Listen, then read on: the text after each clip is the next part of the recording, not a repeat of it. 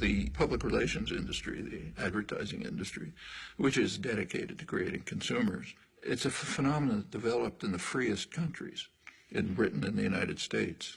And the reason is pretty clear.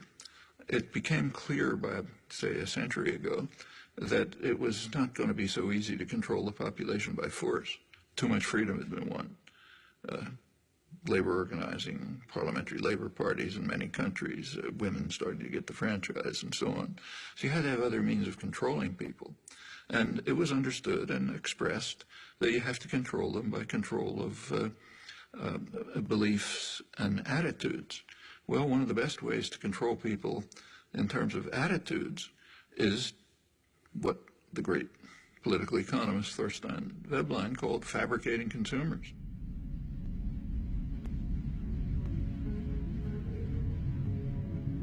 If you can fabricate once, make obtaining things that are just about within your reach the essence of life, they're going to be trapped into becoming consumers.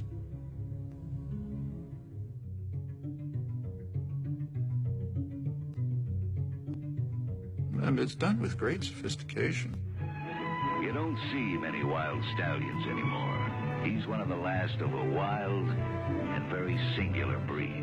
Come to Marlboro country. The ideal is what you actually see today, where, let's say, teenage girls, if they have a free Saturday afternoon, will go walking in the shopping mall, not to the library or somewhere else.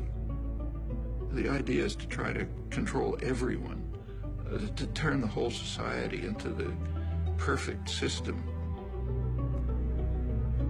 Perfect system would be a society based on a dyad, a pair. The pair is you and your television set, or maybe now you and the internet, in which that presents you with what the proper life would be, what kind of gadgets you should have.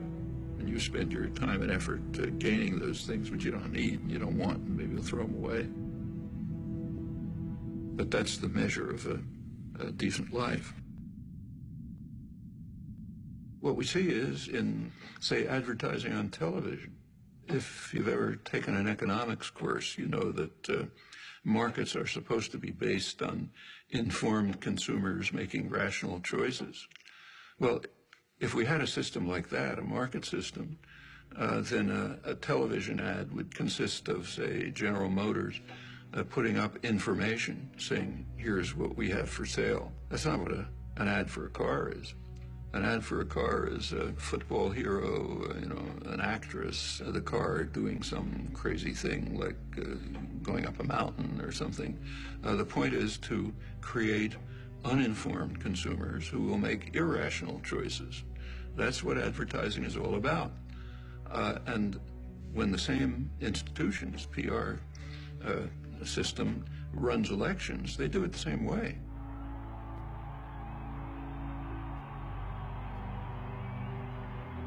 They want to create an uninformed electorate which will make irrational choices, often against their own interests. And we see it every time one of these extravaganzas take place.